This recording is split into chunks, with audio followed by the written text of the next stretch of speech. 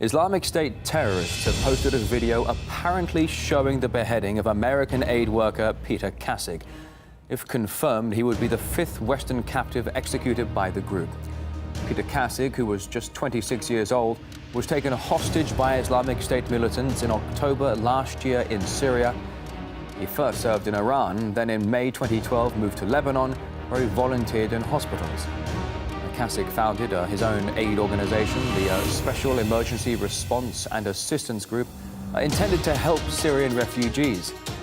While in captivity, he did convert to Islam and he took the name of Abdul Rahman. Just last month, Islamic State beheaded British aid worker Alan Henning. In the graphic video of the killing, they also showed Peter Kassig and said that he would be next. In September, another British aid worker, David Haynes, was executed in the same way. Earlier that month, Israeli-American journalist Stephen Sotloff was killed. Then in August, US photojournalist James Foley became the first Western hostage beheaded by Islamic State.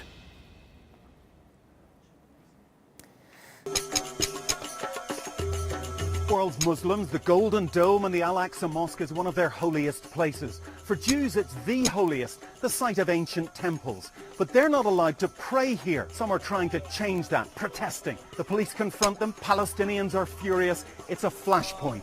A religious issue is adding fuel to the political conflict between Israelis and Palestinians. The danger is that it reignites a Palestinian intifada or uprising. That's a real risk. This holy site is a tinderbox. Speaking from Gaza, the head of the armed wing of Hamas, Abu Ubaidah, warns Israel not to make tensions in the region worse. The enemy will feel the full wave of the explosion because they are responsible for the delay and the undermining of long-term truce efforts. A ceasefire in August between Israel and Hamas militants in Gaza ended weeks of fighting that left more than 2,000 people dead, most of them Palestinians. Fears of conflict spreading again sparked in Jerusalem after violence flared over access to a mosque considered holy in both Judaism and Islam. That's led to numerous deadly clashes between Israeli police and Palestinians. Israel's Prime Minister Benjamin Netanyahu and Palestinian President Mahmoud Abbas are in Jordan, hoping to find some form of resolution. At least 4 people have been killed after an attack on a synagogue in Jerusalem.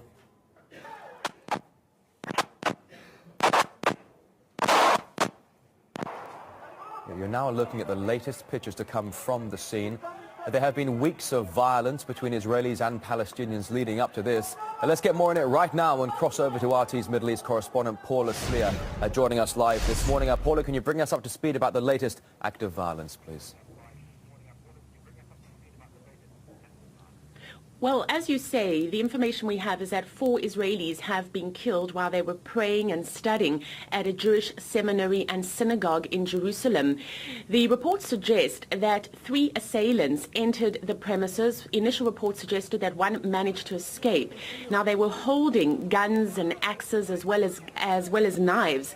8 people were injured. 4 of them are in a serious condition. The 2 assailants were shot dead at the scene by Israeli security, and initially there were reports issued for people in the area not to exit their houses as a 3rd assailant was on the loose, but we're just receiving reports that that alert has been pushed down. At the same time, another assailant was apprehended in Tel Aviv. He was just about to carry out a stabbing incident. Now, this comes after clashes last night after a bus driver was buried. Now, an autopsy showed that he had committed suicide, but tensions are high on the ground amid some reporting that he was killed by Israeli security. With breaking news from Jerusalem this morning, an attack on a synagogue in West Jerusalem in the last hour or so. Let's talk to our correspondent Tom Rayner, who's on the line. Tom, what are the latest details you can give us this morning? Well, Stephen, police in Israel have confirmed that this attack, which was carried out around 7 a.m. Local time, around 5 a.m. UK time, 4 people have been confirmed as killed as a result of 2 men going into a synagogue in the Har Nof neighborhood in North Jerusalem.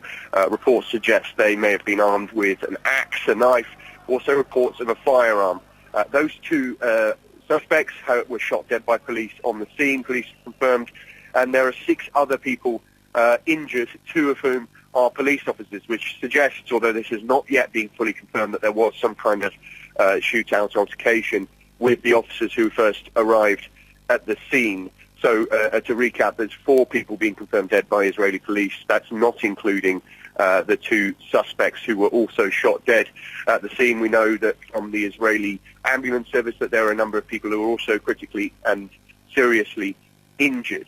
Now, this is a very significant escalation in what has already been a building pattern of violence over recent weeks, but it is by far the most bloody thus far, and the details still emerging. But clearly this will now have big ramifications for the level of tensions in this city. In East Jerusalem yesterday there were major protests following the death of a Palestinian bus driver. Israeli police said they believe he committed suicide. Palestinians say that was a cover-up and that they believe he was in fact attacked by Jewish extremists. So this is a city that was already on the knife edge, but tensions now extremely high, and the fact that this attack took place inside a synagogue in West Jerusalem will certainly mean that the likelihood of some very serious repercussions has only increased.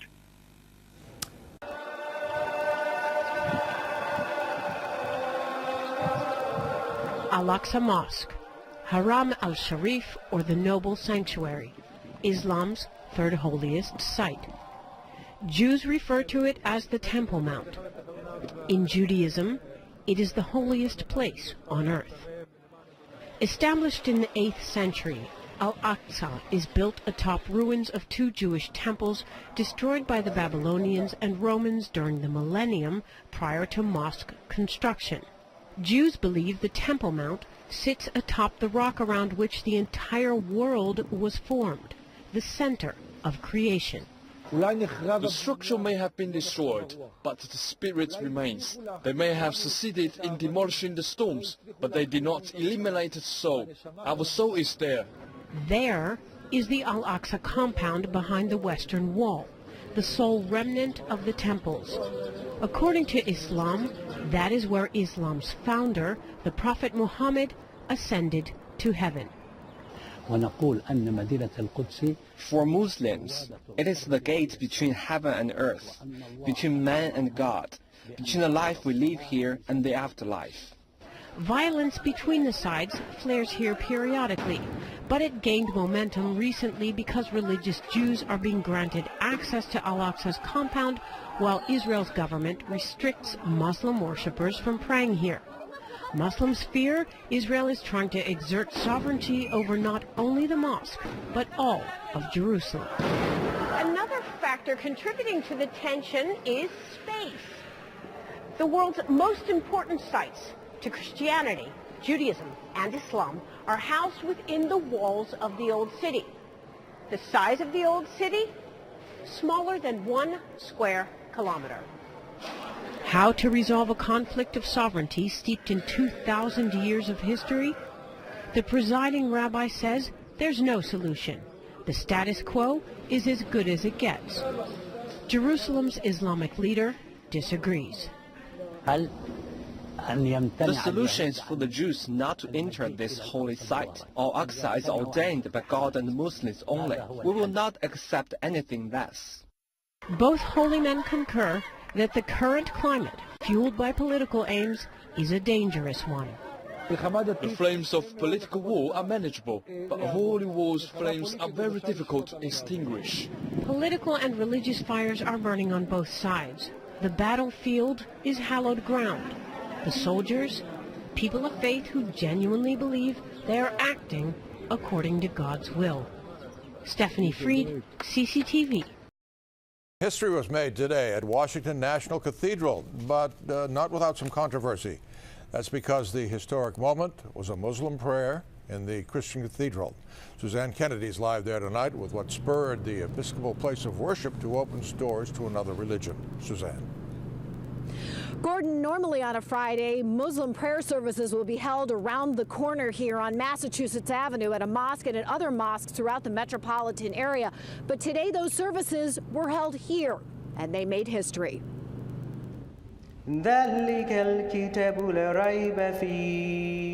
The call to prayer came at high noon in the north transept of Washington's National Cathedral. Nearly 200 people gathered for a historic Friday prayer session at the nation's house of worship. It feels good. It feels welcoming. It feels inclusive. The idea of this service came during last year's memorial for Nelson Mandela. Welcome to Washington National Cathedral. Reverend Gina Campbell, along with the South African ambassador, created and planned the event. It's been a willingness to be humble. It's been a willingness to have your heart stretched. It's been a willingness to be made deeper and just hold open a space for God to do God's work.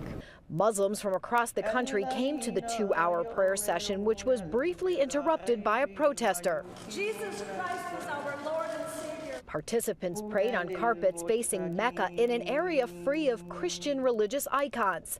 The service was meant for America's 3 million Muslims to feel more comfortable in a predominantly Christian society. This event of solidarity, it's just beautiful to be a part of. I see it as communication, as a sign, as a message from God himself for the world. If we continue to do this, it really can have an impact across America in the way that we interact with our neighbors and just our communities. It's uncertain whether another prayer service of this type will be held here at the National Cathedral, but as the Reverend who organized it told me, we will pray about our prayer and see where it leads us. Reporting live in Northwest Washington, Suzanne Kennedy, ABC 7 News.